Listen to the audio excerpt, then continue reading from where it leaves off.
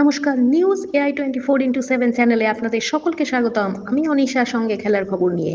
Sunrise হায়দ্রাবাদের strong bowling performance নাকি Chennai super কিংসের উইক ব্যাটিং পারফরমেন্স?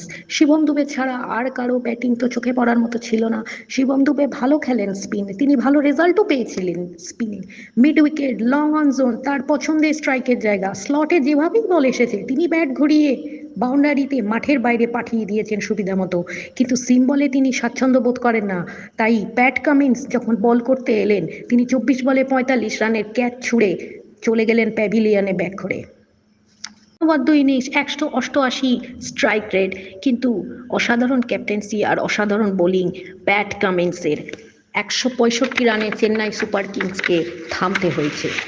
সানরাইজ হায়দ্রাবাদের ক্যাপ্টেন প্যাট কামিন্স টসে জিতে ফিল্ডিংয়ের সিদ্ধান্ত নিয়েছিলেন। ট্র্যাভিস হেড এবং অভিষেক শর্মা যখন ওপেনিং পার্টনারশিপের দুর্দান্ত ঝড় উঠেছেন, দীপক চাহারের বলে ট্র্যাভিস হেডের ক্যাচ উঠেছিল স্লিপে। মঈন আলী দাঁড়িয়েছিলেন MS ধোনি উইকেট কিপারের পাশে, কিন্তু তিনি মিস করেছিলেন। সেখানেই ম্যাচ হাতের বাইরে চলে গেল। ততক্ষণে অভিষেক শর্মা 11 বলে 33 রান করে 300 স্ট্রাইক রেটে ম্যাচে মোমেন্টাম এনে দিয়েছেন, কিন্তু দীপক চাহার তাকে ফেরত পাঠিয়েছেন। কি বিধ্বংসী ইনিংস! তিনি মোমেন্টাম খেলে দিয়েছেন, তিনি পাওয়ার প্লেতে রান তৈরি করে দিয়ে গেছিলেন। আজকে ছিলেন না মাঠে মোস্তাফিজুর, ছিলেন না মাঠে পাঠিরানা।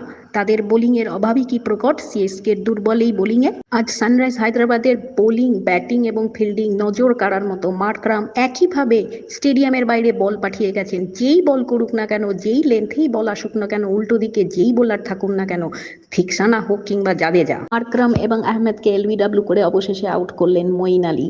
কিন্তু ততক্ষণে 24 বলে মাত্র 25 রান দরকার। নীতিশ কুমারের ব্যাটে শেষ বলে ছক্কা মেরে সানরাইজ হায়দ্রাবাদ 6 উইকেটে চেন্নাই সুপার কিংসের বিরুদ্ধে জয় পেলেন।